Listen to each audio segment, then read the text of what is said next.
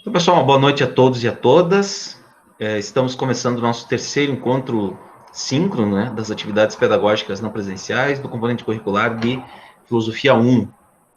Então, queria desejar agradecer a presença de vocês que estão aqui, dizer que, apesar dos encontros síncronos, eles terem a possibilidade de vocês assistirem em outro momento, é muito importante que vocês estejam aqui nesse momento, né? Gostaria de cumprimentar agora aqueles que estão presentes, o André, a Caroline, a Daniele, a Eduarda Goulart, a Eduarda Miller, a Jennifer, a Carla, a Letícia, a Lívia, a Maiara, a Manuela, a Maria Lúcia, a Mariana e o Pedro. Caso mais alguém chegar depois, a gente menciona também.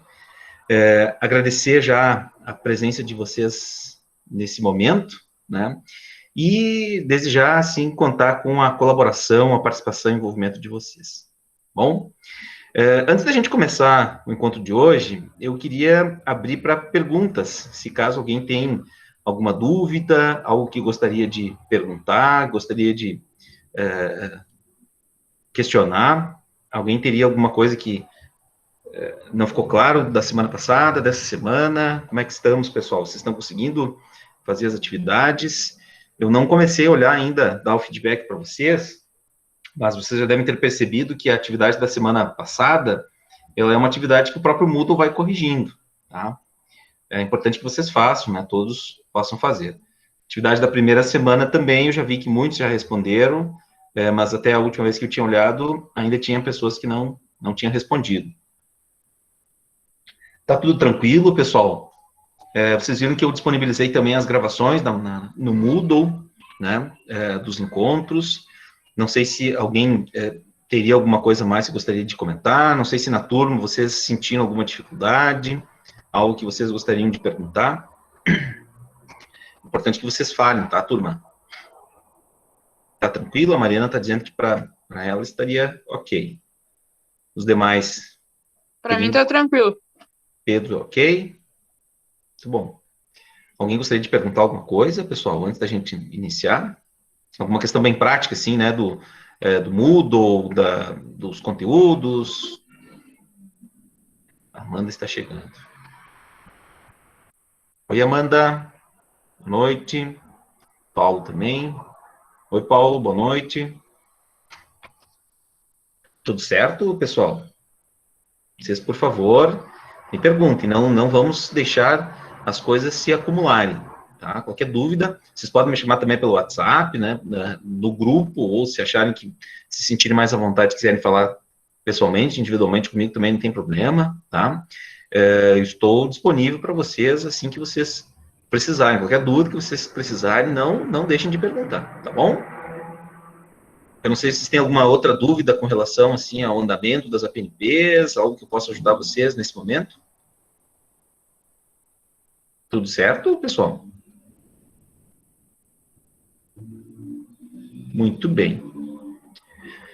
Bom, então, enquanto vocês pensam, né, pessoal, vamos ter esse hábito, né, sempre quando a gente começar os encontros, né, vocês também se habituem para os próximos, né, que se vocês tiverem alguma dúvida, aproveitem esse momentinho inicial aqui para perguntar, tá bom?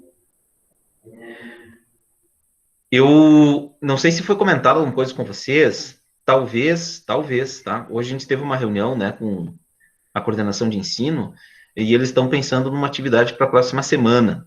E a princípio ela seria na quinta-feira à noite. Não sei se vocês já sabem, estão sabendo alguma coisa?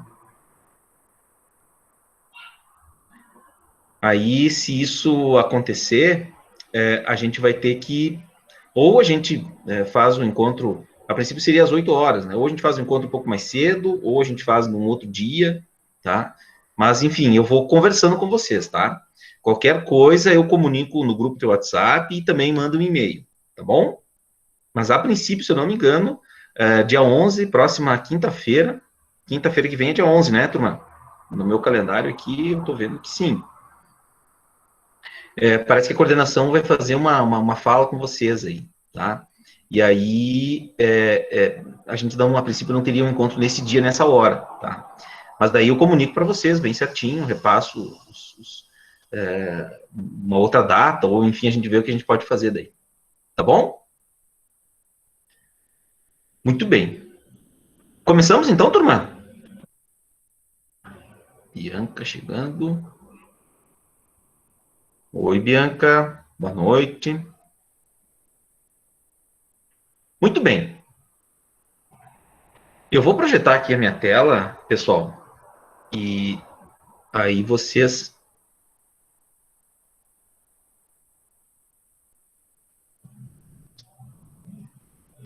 Aqui, apresentar.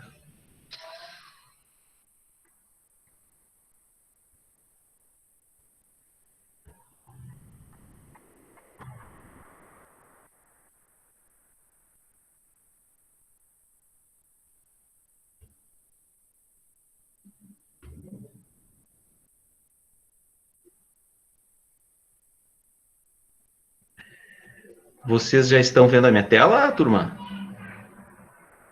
Alguém me comunica? Ok, então vamos lá. Muito bem, então hoje a gente vai ter, eu quero falar alguns aspectos aí, né, sobre esse tema. A gente está falando assim, como o nosso curso ele é bem introdutório, pessoal, a gente tem que começar, como se diz, né, bem do alicerce, bem da base. Então a gente vai ter que fazer aí o retorno, assim, às origens da filosofia, e é isso um pouquinho que a gente está fazendo, tá? Vocês, por favor, me interrompam a qualquer momento, qualquer dúvida, pergunta, questionamento que vocês querem fazer. Vocês usem o chat ou quiserem usar o microfone, também fique à vontade. Eu vou pedir para algum voluntário ficar, volta e meia, olhando o chat aí para ver se tem a pergunta ou comentário de alguém. Alguém se habilita aí a me ajudar a olhar o chat? Que eu agora, com a projeção, não consigo ver. Eu preciso de um voluntário, turma. Quem olha o chat para mim?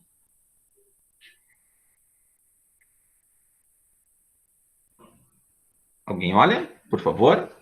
Eu olho, senhor. Eu Beleza. posso olhar também, senhor, qualquer coisa. Fique à vontade, tá? Vocês me acompanhem aí, qualquer coisa no chat vocês me chamem, certo? Muito bem. Então, a gente começou, no primeiro encontro foi mais um encontro de apresentação, eu apresentei alguns aspectos, né? Apresentei o plano de ensino, mostrei um pouquinho o que a gente ia estudar aí nessas 6 semanas. No encontro passado, eu tentei apresentar um pouquinho as relações entre mitologia e as origens do pensamento filosófico, tá? Eu apresentei um pouquinho, né, alguns aspectos da mitologia grega, qual que é o sentido da mitologia, por que a gente tem que conhecer um pouquinho da mitologia, para entender qual a relação dela com a filosofia, tá? E é importante que vocês entendam que sem essa compreensão inicial da mitologia, a gente tem até dificuldade de entender o que significa a filosofia, tá? Nesse primeiro momento, tá?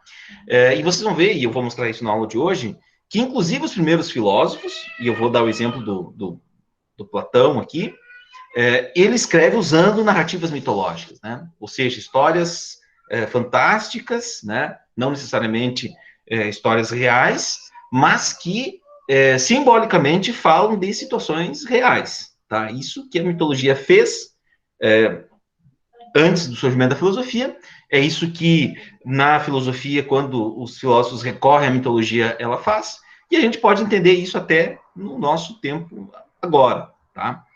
Bom, então, eu quero mostrar para vocês, eu fiz um recorte temporal aqui, né? E eu queria apresentar nesse primeiro slide aqui para vocês, né? O que significa propriamente a filosofia a partir do próprio conceito de filosofia, tá? Existem dois filósofos do século XX, o Gilles Deleuze e Félix Guattari, são dois filósofos franceses. Eles vão dizer que a filosofia é o trato com os conceitos, tá? Então, a gente tem que aprender a fazer filosofia estudando o significado dos conceitos. Essa visão desses dois filósofos do século XX, né? Filósofos que se eu não me engano, ainda tem um deles que está vivo. Né? O Deleuze acho que já é falecido, mas o Guattari, se eu não me engano, ele, se não é vivo, não faz muito que deve ter morrido. Tá? Então, a gente vai entender um pouquinho o que significa o conceito de filosofia a partir da sua própria especificidade. Tá? Tradicionalmente, né, muitas pessoas dizem que a filosofia é uma visão de mundo, né? Então, às vezes, por exemplo, eu já vi muito isso, né? Como eu falei para vocês já no primeiro encontro, eu acompanho futebol, né? Gosto muito de futebol, e aí a gente ouve muito assim, muito. Opa, tem alguém entrando aqui, deixa eu habilitar lá, permitir. Não é isso que eu quero, cadê? Aqui. Também não. Onde é que está? Aqui. Aqui é a Mariela. Oi, Mariela, boa noite. Já iniciamos. Deixa eu voltar para a minha apresentação. Aqui. Muitas pessoas acreditam que a filosofia, sim, é uma visão de mundo. Então, como falava dos técnicos de futebol, né? Então, a filosofia daquele técnico é essa, a filosofia daquele outro técnico é aquela. Muito relacionado, sim, a uma forma de compreender as coisas do mundo, tá? Essa é uma forma simplista, de certa maneira, de compreender o que significa filosofia, né? Simplificá-la a uma visão de mundo, a um conjunto de valores que uma pessoa tem. É uma forma, né? Muitas pessoas dizem que filosofia é, de fato, isso, mas ela é uma forma muito simplista, muito sem reflexão, inclusive, eu diria, tá? Ela não simplesmente reduzir a filosofia a uma visão de mundo é uma forma muito simplista, eu diria, de compreender o que é filosofia. Simplista no sentido pejorativo até, né? Uma forma muito sem base científica, sem uma reflexão elaborada, né? Sim, é uma síntese, né, para tentar explicar algo extremamente complexo, né, que é a nossa visão de mundo, certo? Isso não quer dizer que as pessoas não tenham visões de mundo, isso não faça parte, né, da filosofia, né? Mas definir a filosofia, né, como aquilo que propriamente ela é, como uma visão de mundo, é uma forma muito simplista, tá? Alguns dizem que filosofia seria como algo parecido a uma sabedoria de vida, um jeito de saber viver. Há quem diga que filosofia nada mais é do que uma disciplina escolar, né? Para muitos estudantes, eu que trabalho com filosofia já há 14 anos em educação básica, eu vejo muito isso, né? Que muitas pessoas simplesmente acham que ela é assim, só mais um componente curricular, né? E o que não é verdade, né? A filosofia tem algo muito mais além do que ser simplesmente um componente curricular. Eu vou tentar mostrar isso para vocês agora nesses primeiros encontros nossos, tá? Uma outra forma, né, de se caracterizar a filosofia é como se ela fosse a análise crítica do fundamento de algo, né? A história, a sociedade, a política, a globalização, enfim, temas, né, que são áreas do conhecimento, né, ou que poderiam, sim, simplesmente, que a filosofia faria, sim, o papel de analisar criticamente a história, a sociedade, a política, né? Então, chama-se lá o filósofo e pergunta-se a opinião do filósofo sobre o que está acontecendo na sua sociedade, né? Acreditando que isso seria, né, fazer filosofia, né? Eu vou dar um exemplo bem simples para vocês, né? Por exemplo, você vê pessoas que fazem muito sucesso na internet, né, dando opiniões sobre determinados assuntos, né? O filósofo tal falou tal coisa, né? Vou dar um exemplo aqui de um filósofo muito conhecido, né, no Brasil, nas mídias sociais, que é o Luiz Felipe Pondé. O filósofo Luiz Felipe Pondé falou sobre a situação política do Brasil, né? Sim, isso é uma forma de se fazer filosofia, né? Mas eu diria assim que também não é talvez a melhor maneira da gente compreender o que é filosofia, tá? E aí eu retorno ao sentido da própria filosofia nas suas origens, tá? A palavra filosofia, né, que a gente traduz na língua portuguesa para filosofia, ela é composta por duas palavras gregas, né? Philos e sophos. Filosofia. Então, o que seria, qual que é o significado, né, dessas duas palavras gregas, né? Philos quer dizer ela é o verbo da palavra grega filia. Filia em grego quer dizer amizade, amor fraternal, né? E que a gente poderia traduzir para o português como as relações de amizade que a gente tem, né? Amizade, por exemplo, entre irmãos, aquele amor que os irmãos sentem, tá? É diferente do amor do deus grego, da mitologia grega, Eros, né? Que era o deus do amor carnal, do amor físico, daquele amor lascivo, libidinoso, né? Não é esse amor que a filosofia, na palavra grega, na origem, ela significa. É a filia. A filia é aquele amor fraternal, aquele amor da amizade que dois irmãos sentem. Tá, mas sentem pelo quê? Pela Sofia. o que é a sofia? É a sabedoria, né? Então, a palavra filosofia, a atividade filosófica, desde as suas origens, né, é o amor pela sabedoria, o amor fraternal pela sabedoria, o amor de se aproximar da sabedoria.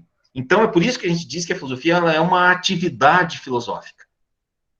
Ela é uma ação, tá? Ela é uma atividade, é fazer alguma coisa. Ela é algo bem prático, pessoal, tá? Não é uma viagem, não é uma, assim, imagine assim, né? Muitas vezes senso comum representa, né, atividade filosófica como o cara está viajando, o filósofo vai falar e ele fica viajando, né?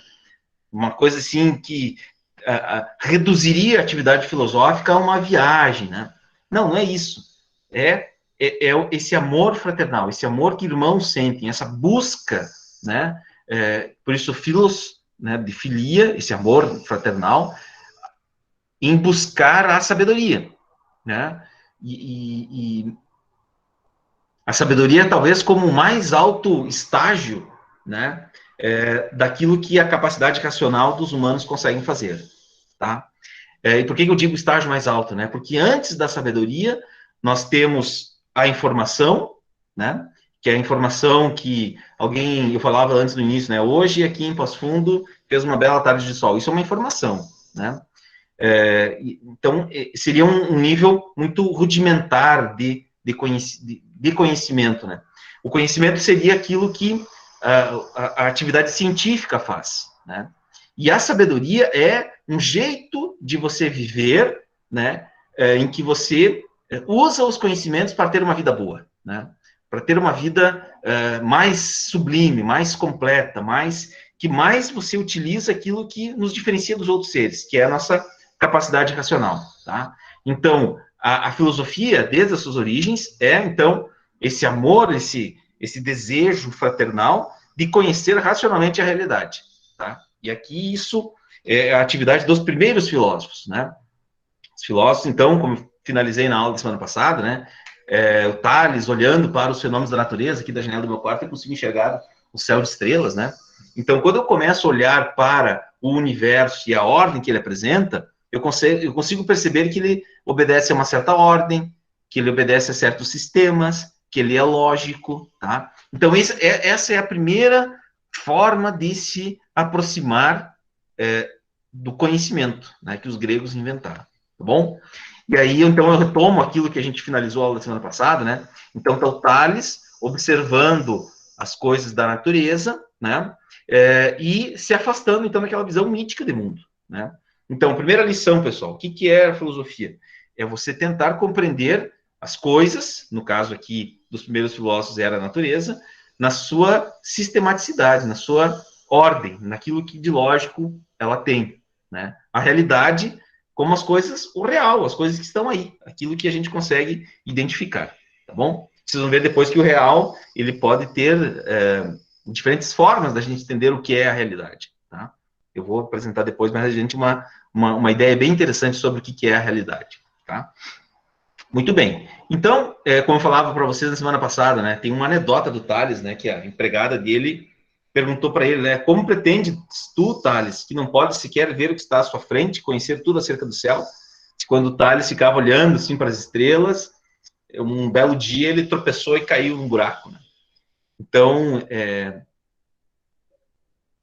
é bem aquilo, né, muitas vezes, das pessoas que não acreditam a importância da gente conhecer aquilo que está além daquilo que está na nossa frente, né?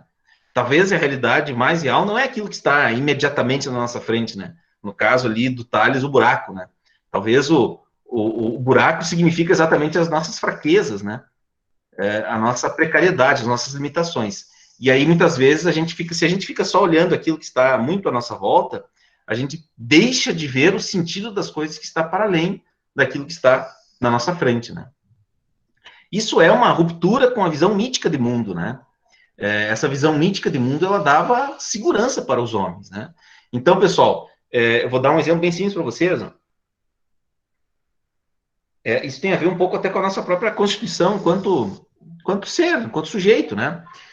Enquanto você tem pessoas que sempre dizem para você o que você deve fazer, as coisas são relativamente tranquilas, tá? Mas no momento que você tem que decidir o que você vai fazer, poxa, isso dá uma dor de cabeça a mais, né? Você já fica se questionando, mas o que será que eu devo fazer? Né? E esse exercício de pensar naquilo que se deve fazer tem a ver com a atividade filosófica, né? Tem a ver com esse amor pela sabedoria, né? Quanto mais você exercitar isso, né, mais você vai se aproximar da sabedoria. Tá? Esse é o sentido originário da atividade filosófica. E por si, do que é filosofia. Estão entendendo, pessoal? Eu estou falando muita bobagem. Por favor, me interrompam. Tá? A gente está tentando definir, aqui nesse primeiro momento, nas nossas primeiras aulas, né, o que a gente entende por filosofia. Tá? E eu preciso que vocês me digam se estão entendendo ou se não estão entendendo. Tá? Porque se a gente não puder... se a gente não compreender essa parte, a gente não pode seguir adiante, tá bom? Tá tranquilo até aqui, pessoal? Alguém quer comentar alguma coisa? Querem perguntar? Não? As assistentes aí do chat, alguém comentou alguma coisa? Alguém perguntou alguma coisa? Não, ninguém falou nada. Então, tá beleza. Vamos dar um passo a mais. Isso aqui depois eu vou falar mais adiante. Muito bem, então vamos lá para o primeiro período da filosofia grega antiga. Eu vou ser breve nisso aqui, porque não é o objetivo central da aula de hoje. Tá?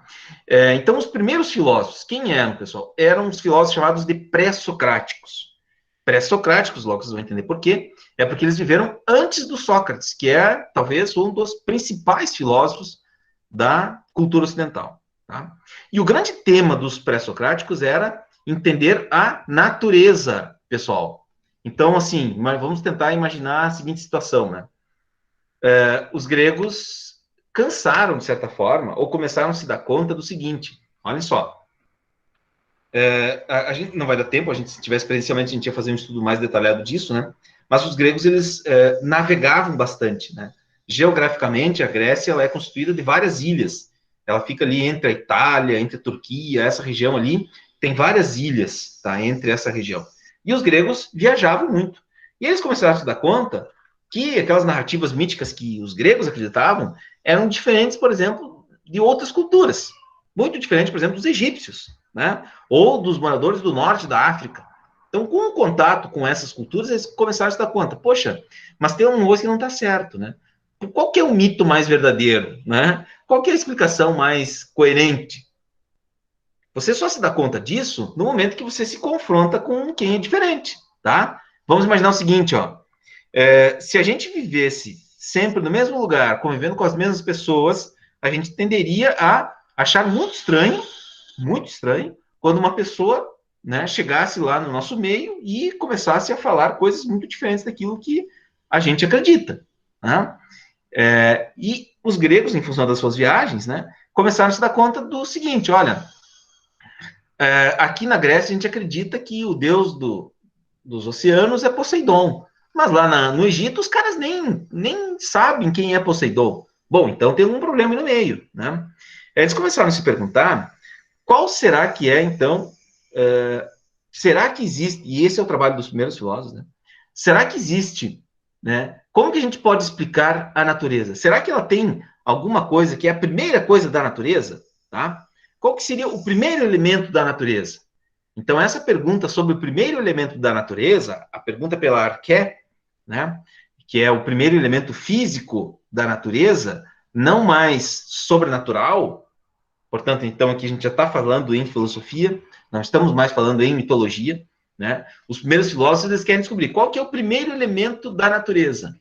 Tanto, pessoal, eu tenho certeza que o professor Daniel, que é o professor Daniel, professor de química de vocês? Né? A gente não tem química, senhor. Que droga, vocês vão ter só no segundo ano, né?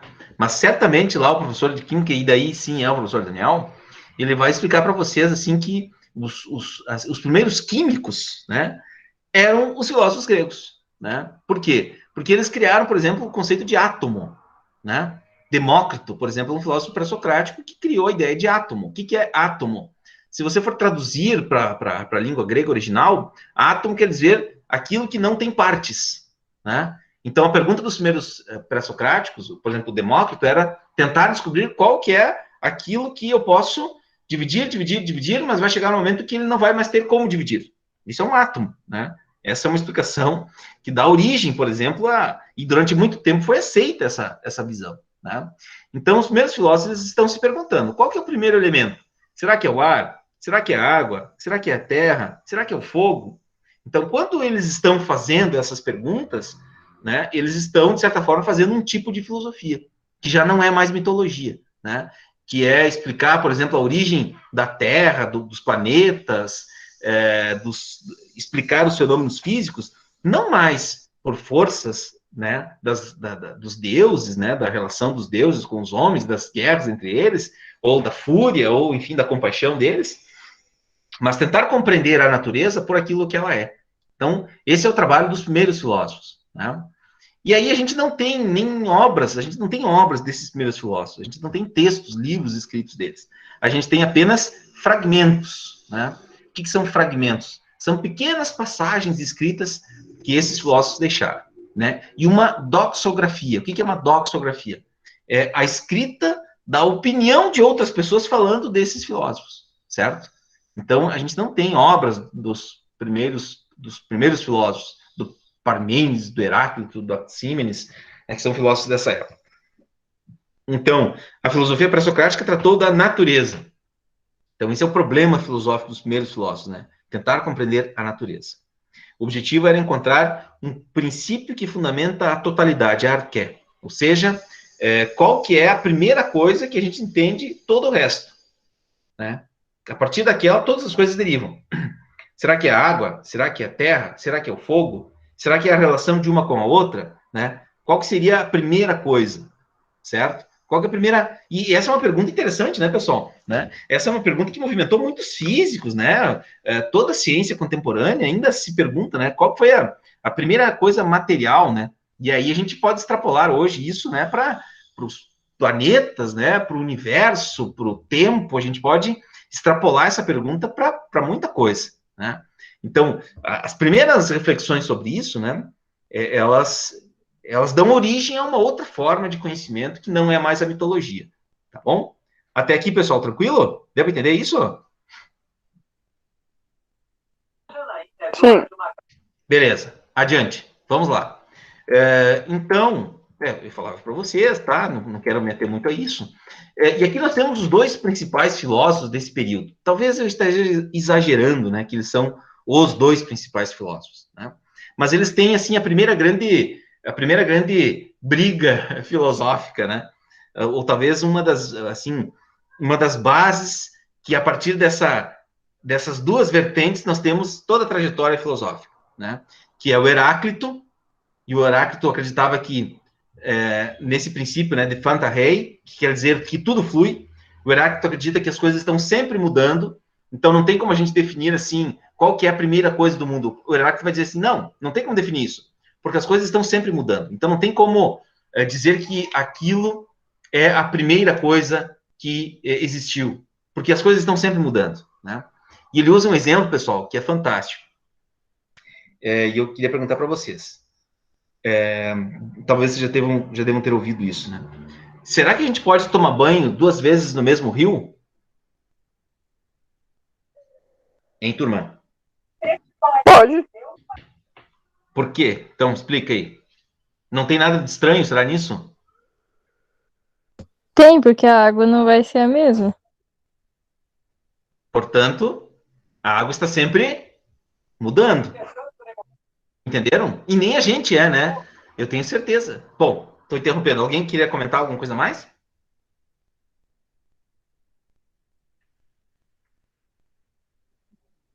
O Heráclito, então, ele acredita no devir. O que é o devir? Que as coisas estão sempre...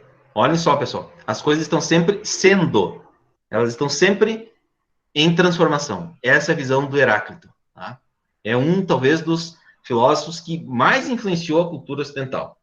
Né? Até hoje há filósofos que ainda seguem essa origem, né? Essa raiz, vamos dizer assim, heraclitiana. Outros filósofos, né? No caso do Parmênides, ou melhor, outros filósofos seguem o Parmênides. O que Parmênides acredita? O Parmênides não acredita que as coisas estão em eterna mudança. Né? O Parmênides acredita que o ser é e o não ser não é. Parece meio idiota isso, né? Mas o que o Parmênides quer dizer é o seguinte, olha, não. Não dá para uma coisa ser e não ser ao mesmo tempo. Ou as coisas são, ou, por exemplo, a água é água, ou ela não é uma outra coisa, né? A água não pode ser outra coisa, né? A água não pode se transformar em uma outra coisa. Se ela se transformar, ela vai ser uma outra coisa, né? E aí aquela outra coisa que ela vai ser, ela é também, ela não é a água que ela foi antes. Por exemplo, o gelo tem uma constituição e o vapor tem outra, né? Apesar de os dois, de certa forma, terem elementos parecidos, né? Mas não sei se estão me fazendo entender, pessoal. Essa é uma disputa teórica que segue a tradição filosófica, né? Em que os dois são fundadores de grandes princípios na tradição filosófica, né? Uma delas é que as coisas estão em eterna mudança, e o Heráclito, né? E o Parmênides vai dizer que não, que as coisas são e não podem não ser ao mesmo tempo. Ou algo é, ou algo não é, tá? Bom, eu não preciso tentar exemplificar para vocês coisas contemporâneas que possam ser relacionadas a isso, né, pessoal? Só vocês terem um pouquinho de imaginação, eu tenho certeza que vocês vão pensar exemplos muito melhores do que eu, tá? Mas, enfim, então só para mostrar para vocês um pouquinho, né, de disputas filosóficas já dessa época. Aqui, pessoal, a gente está falando de um período de mais ou menos 2.700 anos antes de nós, tá? Então, mais ou menos isso. Alguém colocou alguma coisa lá no chat, pessoal? Não, ainda não. Muito bem. A Jennifer colocou agora. Nós mesmos estamos sempre mudando em constante evolução. Sim. A Jennifer é uma heraclitiana, né? E já para Parmênides, ele vai dizer o seguinte: na verdade, Jennifer, o que está acontecendo contigo, e para, enfim, todos os que não acreditam no Heráclito, é que a Jennifer que é agora, ela já não é mais aquela que foi um outro dia. Ou melhor, ela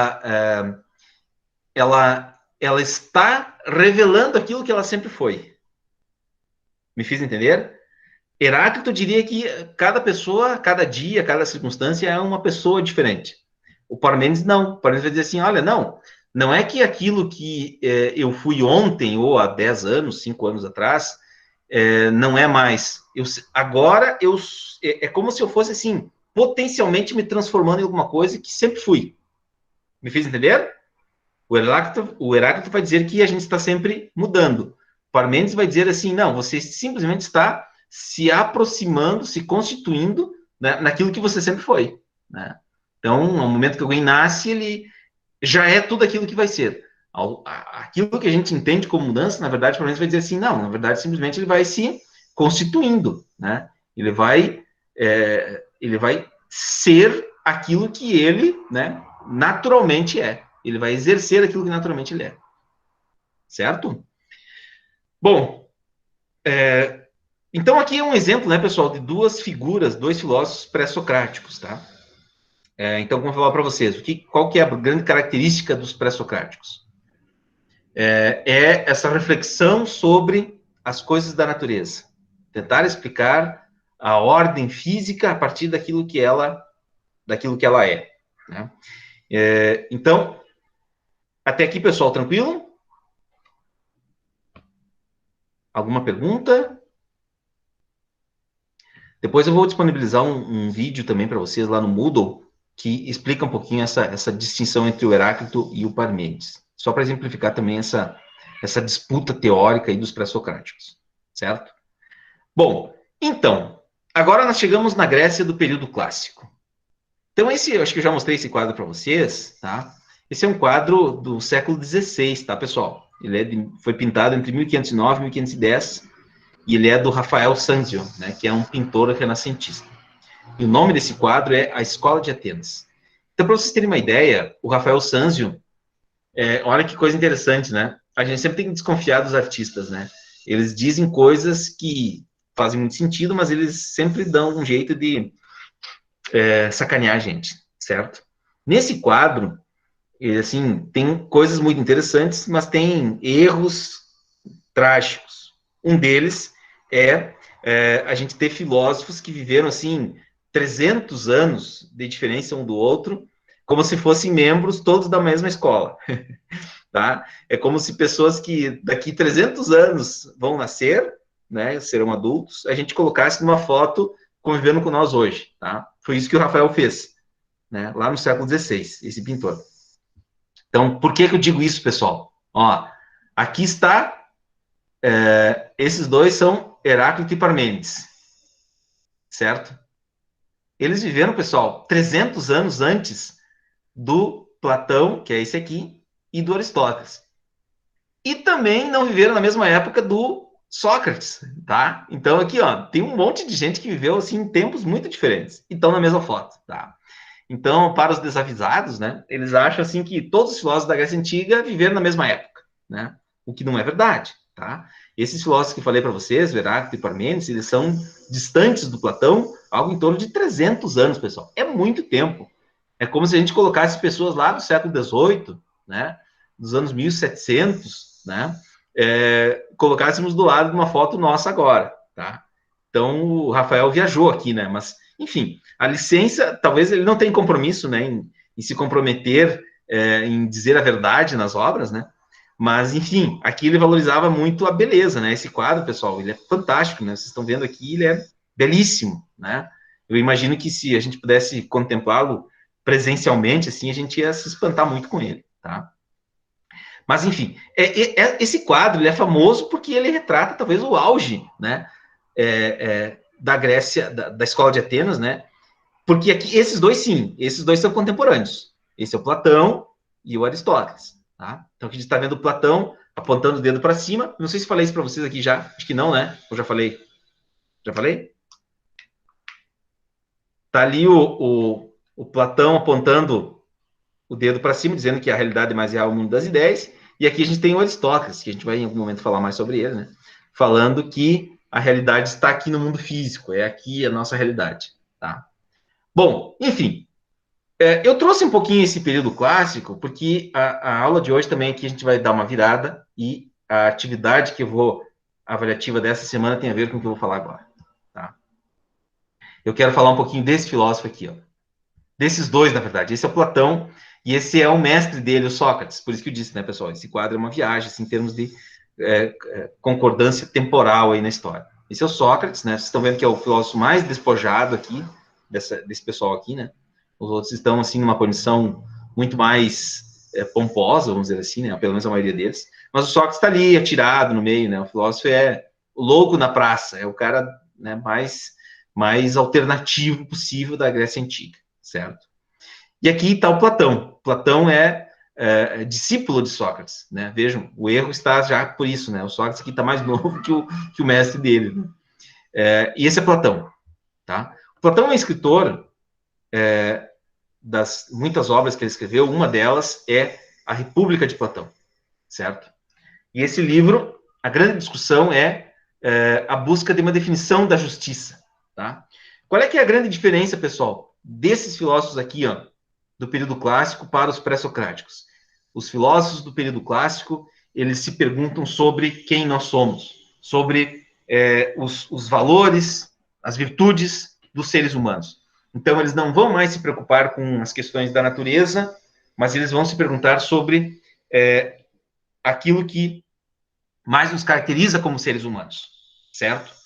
E para Platão, que é esse filósofo aqui do meio, o que mais nos caracteriza como seres humanos é a gente praticar certas virtudes, né?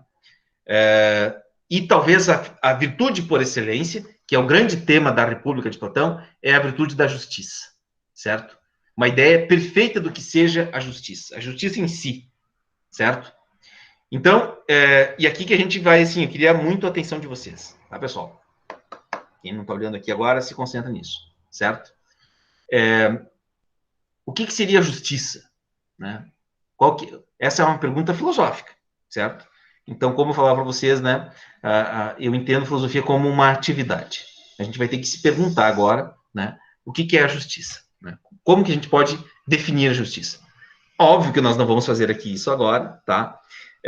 Mas eu quero resgatar para vocês alguns aspectos desse tema.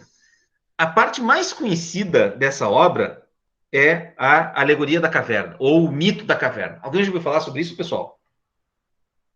Turma? Já li. Já ouviram falar sobre o Mito da Caverna? Maria Lúcia falou no chat que sim. A Maria Lúcia já viu. Ótimo, Maria Lúcia. Né? Essa talvez seja a parte da República do Platão mais conhecida. Né? E aqui eu trouxe uma imagem. Eu tentei procurar alguma obra de arte que falasse sobre isso, né? Eu não consegui nada muito melhor do que o que a gente está vendo aqui agora. Então, é mais ou menos assim, ó. Tá bem didática aí a imagem, eu pelo menos acho que está. Gostaria que vocês olhassem aí alguns aspectos que eu vou pontuar aqui, tá? Olha só. Então, aqui, o Sócrates está conversando com várias pessoas sobre o tema da justiça. Com os Polemarco, o Céfalo, o Trasímaco, o Glauco. Esses são todos interlocutores do Sócrates. O Sócrates é o personagem. Sócrates aparece sempre nas obras de Platão como sendo o personagem que está debatendo. Né? Os livros de Platão são o quê? São diálogos. São conversas de pessoas discutindo sobre um tema. Os livros do Platão, todos eles são assim, pessoal. São diálogos. Né? Você tem lá um tema, o amor, a justiça, e esses temas são debatidos por pessoas. Né? Essa é a tônica dos livros do Platão. E no livro 7 da República, a República é um calhamaço, eu tenho aqui uma versão que eu xeroquei na época da minha graduação, ela tem 500 páginas, pessoal, a melhor versão da República de Platão, tem 500 páginas, certo? É composta de vários livros, 10 livros. E a parte mais conhecida talvez seja essa. Lá no livro 7, depois de ter falado muitas outras coisas, o Platão vai contar essa história da alegoria da caverna. E o que é a alegoria da caverna? É para a gente imaginar, e tentar imaginar o seguinte, ó. Imagine uma caverna com pessoas presas lá no fundo da caverna, como estão vendo aqui, e entre essas pessoas que estão presas, sempre viveram nessa caverna. Isso é um mito, tá, pessoal? Por isso que eu falava para vocês no início, né? Os primeiros filósofos, eles ainda fazem filosofia a partir também dos mitos, né? Então, essas pessoas estão presas, né? E elas acham que aquilo que elas veem, né, é a realidade, né? Então, na verdade, elas estão vendo o quê, pessoal? A sombra das coisas, né? Tem algumas pessoas que ficam passando aqui, ó, mostrando, né? Ali a gente tem a foto de um cavalo, né? Uma foto não, uma reprodução, né? De um cavalo, né? De um outro animal ali, de um guarda. Aqui tem o fogo, né? E as pessoas estão presas aqui, elas veem essa realidade aqui, né? Mas elas não sabem que elas estão sendo enganadas, né? Elas acreditam que a realidade é essa aqui. Mas lá por umas tantas, uma pessoa conseguiu sair dessa condição. Saiu lá da caverna, se soltou e foi olhar. E viu que, na verdade, aquelas coisas que estão imitando a realidade, elas existem. Elas existem fora da caverna. Tá? Elas não... Essa realidade aqui, ela não é a realidade mais real. Ela é uma realidade, mas ela não é a mais real. Tá? E a realidade mais real é aquela que está lá fora. Né? Lá no mundo das luzes, né? Então, o que o Platão quer dizer, né? Que existe um mundo daqueles que não exercitam a sua capacidade racional, que ele é o mundo das sombras. Mas existe um mundo real, que é o mundo das ideias, tá? Mas eu não quero aprofundar muito essa discussão, porque eu quero discutir com vocês um outro ponto, uma outra obra. E aí, o trabalho de hoje tem a ver com isso. Tá? A gente vai voltar a isso aqui ainda, né, no curso. Eu espero que a gente, com mais tempo, possa pensar muitas outras coisas, né, desse capítulo. Né? Mas o que eu queria contar para vocês hoje é uma outra passagem, né, um pouco menos conhecida das obras de Platão, tá? Que é essa aqui. Ó, tá? Platão, então, vai, ao longo do livro, explicando o Sócrates vai discutindo com as pessoas. O Platão escreve esse livro, né? O Sócrates vai discutindo com as pessoas o que elas entendem por justiça. Ele começa perguntando para o senhor idoso o que ele acha que é a justiça. Daí o senhor idoso lá responde, tá? Eu acho que ser justo é você pagar o que você deve aos outros, né? E não ficar devendo nada para ninguém. Aí o filho dele discorda, né, o Polemarco, e aí vem o Trasímaco, que é outro interlocutor, e dá lá a sua outra definição de justiça, até que a gente chega no Glauco, que é o quarto camarada que está lá discutindo com o Sócrates, o que ele entende por justiça. E aí, pessoal, que vem aquilo que eu quero contar para vocês. Ó. Olha o que o Glauco diz. O Glauco vai dizer assim, olha, a gente ficar aqui discutindo o que é justiça é uma perda de tempo, né? Por quê? Porque, naturalmente, essencialmente, os homens são injustos, tá? E ele conta uma história para explicar isso, que aqui eu coloquei uma pintura do século XVI, é um pintor anônimo, né? Mas a escola de Ferrara. E aqui é uma representação do conto do Anel de Giges. Alguém já ouviu falar do conto do Anel de Giges, pessoal?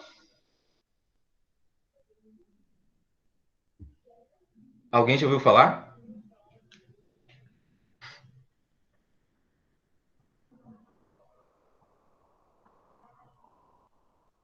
Deixa eu perguntar uma outra história. Vocês já assistiram o filme, a série de filmes, ou leram os livros O Senhor dos Anéis? Ou os mais recentes agora do Hobbit? Alguém já assistiu? Ou já leu os livros? Já. Não tem um personagem lá que usa um anel? Tanto que né? O nome é O Senhor dos Anéis. A Bianca falou que também já viu. Muito bem. Não tem um personagem que usa um anel? O que acontece quando ele usa o anel? Bianca. O que acontece, pessoal? Quando o Hobbit, ou depois, mais tarde, lá, o Frodo, usa o anel. O Frodo, na história do Senhor dos Anéis, né? O Frodo usa o anel. O que acontece com ele? Lembram, pessoal? Eu não lembro. Ou Harry Potter. O que o Harry Potter ganha? Não lembro de quem que é que dá um presente para ele, que é uma capa. O que acontece com o Harry Potter quando ele usa uma capa? Ele fica... Lembram? Vocês não leram Harry Potter e Senhor dos Anéis? Ou assistiram os filmes? Ele fica invisível. Ele fica invisível, né? E o que vocês acham disso? Seria vantajoso a gente ficar invisível, pessoal? Seria bastante. Será? Olha só o que conta essa história do Anel de Giges. Ninguém sabe dessa história ainda? Ah, essa vocês não sabem, né? Pois bem, essa história está narrada lá na página 56 da República de Platão, no livro 2. Eu não vou ler toda a história, mas eu vou rapidamente contar ela para vocês e depois vocês vão pensar sobre ela. O Giges é esse cara aqui, ó, tá? Ele é um pastor de ovelhas, certo? E o Giges, vejam, é uma narrativa mitológica. Ele estava lá cuidando das ovelhas dele, de boas. Imagine, né, um campo aberto, as ovelhas, ele lá cuidando das ovelhas. De repente cai um raio, faz um buraco no chão, e ele vai ver que dentro desse buraco tinha um cavalo todo de bronze. E ele vai olhar, ver o que tinha dentro do cavalo, e ele vê que tinha um homem morto, e era um homem? Eu acho que sim, é um cavalo de bronze. E viu que dentro dele tinha um cadáver, uma pessoa estava morta, e tinha um anel. E ele pegou esse anel. E aí ele voltou, pegou o anel, achou aquilo tudo muito estranho, né? Voltou lá para o meio dos outros pastores. E quando ele estava chegando perto, ele se deu conta que as pessoas... ele se deu conta que ele ficou invisível. O anel deu uma volta, assim, né? E ele ficou invisível. E aí ele chegou perto das pessoas e começou a se dar conta que as pessoas estavam falando mal dele, né? E aí o Giges pensou, pô, mas que os caras eram todos meus parceiros aqui, de repente estão falando de mim pelas costas, né? Que barbaridade. E aí ele voltou o anel, né? Ele girava o anel e ele ficava invisível. Cada vez que ele voltava o anel, aí ele ficava visível de novo. E o que aconteceu? O Giges, tendo esse poder, né, os pastores fizeram uma reunião, os outros ninguém sabia, né, que o Giges ficava invisível. Eles fizeram uma reunião, eles tinham que devolver lá um relatório para o rei da cidade, né, falando sobre quantas ovelhas eles tinham, né, como é que estava a situação e tal. E aí o Giges voltou lá no meio deles, ficou ouvindo que eles falavam mal dele, e se deu conta que, na verdade, todo mundo... ele se deu conta que as pessoas falavam mal dele. E que na frente dele, elas pareciam uma coisa e pelas costas elas eram outras. Né? Eu tenho certeza que nunca aconteceu nada parecido com nenhum de vocês, tá? Isso é uma coisa lá de 2.500 anos atrás, tá? E aí, o que acontece? O Giges pensa num plano mirabolante. Ele vai se valer desse poder que ele tem de ficar invisível, né? Ele vai lá apresentar o relatório para o rei, ele chega lá, ele descobre, ele começa a escutar ocultamente a rainha e percebe que a rainha tem também intenções de matar o rei. Ele se aproxima da rainha, apresenta um plano para eles matarem o rei, e ele, como ele tem esse poder de ficar oculto, ele mata o rei e ele passa a ser o rei, né? Porque daí ele se casa com a rainha, né? Então, o Giges também ficou injusto, né? Ele sempre era justo, mas no momento que ele teve condições de não ser mais justo, ele passou a ser injusto, né? Vejam, e aí o Glauco diz o seguinte, né? Então, o homem, na verdade, ele é essencialmente injusto, né? Ele se faz de bonzinho. O ser humano apenas aparenta ser justo e não comete a injustiça por medo da repressão. Ou seja, o justo, assim o é, por medo, né? Pô, olha só o que o Glauco está chamando a atenção aqui, né? Ele vai dizer, olha, o Sócrates está querendo descobrir o que é uma pessoa justa, né? E o Glauco vai dizer o seguinte, olha, a gente é essencialmente injusto, né? O ser humano apenas aparenta ser justo. Ele, como ele não tem condições de ficar oculto como o Giges, ele aparenta ser justo, mas essencialmente ele não é justo, tá? Bom, então eu estou trazendo esse exemplo aqui, pessoal, só para mostrar para vocês como que a filosofia já clássica, a filosofia do Sócrates, do Platão, desse contexto aí, ela é uma filosofia que ela não se preocupa mais com as questões da natureza.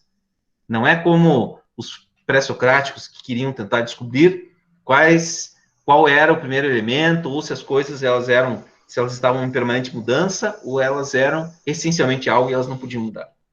A discussão do período clássico é a discussão sobre o que o ser humano é, tá? Essa é a discussão do período clássico, certo? Bom, para a gente finalizar, a gente vai ainda, pessoal, em algum outro momento voltar nessa discussão, mas eu queria concluir a aula de hoje mostrando qual que é a pergunta do fórum avaliativo dessa semana. Pessoal, vocês já fizeram um fórum? Sabem que... Já.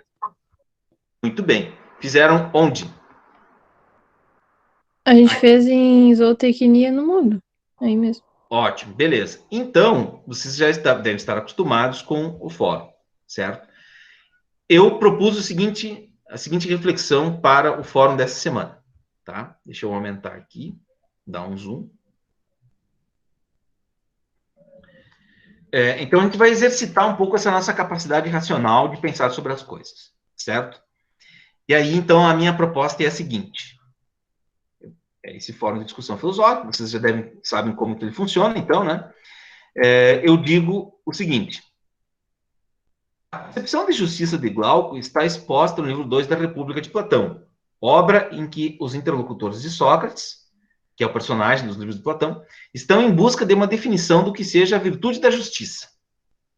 Em tal diálogo, Glauco pondera que o homem é essencial... E aí eu cito a passagem do texto do Platão, né, em que o Glauco está dizendo o que ele entende que o que é um ser humano justo, né, ou, no caso, que ele acredita que, na verdade, os seres humanos são naturalmente injustos, né. O homem é essencialmente injusto. O ser humano apenas aparenta ser justo e só comete a injustiça por medo da repressão. O justo, assim o é, por medo. Essa é a melhor passagem que eu acho. Os que observam a justiça o fazem contra a vontade por impossibilidade de fazerem injustiças. Essa concepção é exemplificada em uma história conhecida como o Conto do Anel de Giges.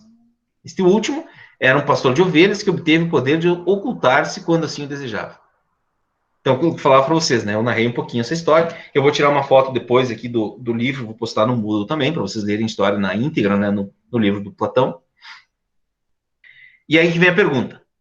Com base na história do Anel de Giges, com base em suas reflexões e considerando sua opinião, você concorda com a afirmação de Glauco? Né? Se a gente é essencialmente injusto? Que os seres humanos são essencialmente injustos? Se sim, em que aspectos considera ela verdadeira? A afirmação de que o homem é essencialmente injusto, tá, pessoal?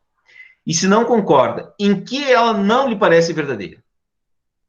Justifique sua resposta. Então, ao responder o fórum, você pode dialogar com as respostas de outros colegas seus, posicionando-se respeitosamente acerca do que eles escreveram, tá? Bom, então é isso, pessoal, tá? Vocês vão ali, daí quem, né, talvez possa... Bom, vocês já disseram que já fizeram isso, né? Vocês só vão clicar em responder e vão escrever as respostas de vocês, tá bom? Tem um vídeo lá no Moodle, deixa eu voltar aqui, mostrar para vocês, nessa semana, vocês devem ter visto já, né? Que ali vocês têm uma explicação do mito do Anel de Giges, tá? Vocês podem assistir, é um vídeo curto, tá? São 8 minutinhos, vocês podem assistir ali também, tá? Bom, pessoal, para hoje era isso, tá? Já são 9 horas, né? A gente vai estar encerrando aí o curso. Eu queria ouvir de vocês, se vocês têm alguma pergunta, algum comentário, ou vocês gostariam de dizer. Deixa eu parar a apresentação aqui. Ok, pessoal? Pra mim ficou tranquilo. Tudo certo? Muito bem. Entenderam a atividade, pessoal? Então, essa semana não tem perguntas, não tem questões. A tarefa é vocês responderem ao fórum. Vou pedir para vocês fazerem duas coisas. A primeira delas é vocês olharem aquele vídeo que está ali disponível. E a segunda é darem uma lida nos materiais que estão ali disponíveis para a leitura de vocês, tá? Eu vou postar também esse trecho do livro 2, né, que tem a narrativa lá do Conto do Anel do Giges e a posição do Glauco sobre o que ele entende por justiça. Certo? Ok, turma? Alguma pergunta, algum comentário?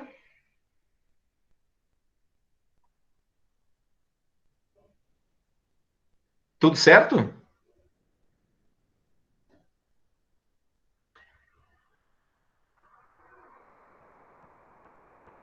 A Mariana está dizendo que acha que não. Então, tá ok. Pessoal, então, muito obrigado pela atenção de vocês. Eu estou encerrando a gravação. Agradecer mais uma vez aqui por vocês estarem aqui, tá? É sempre importante que vocês estejam prestigiando esse momento, né? E vou pedir para que vocês também, né, possam aí sempre estar disponíveis nesse momento, né? E puderem, na medida do possível, quiserem participar também, fiquem bem à vontade, tá bom? Estou encerrando a gravação, então. Assim que eu receber a gravação, eu já posto ela também no Moodle. E essa semana eu vou disponibilizá-la também no grupo do WhatsApp, tá? E aí, quem não quiser acessar lá também, pode acompanhar no grupo de WhatsApp, ok? Certo, gente?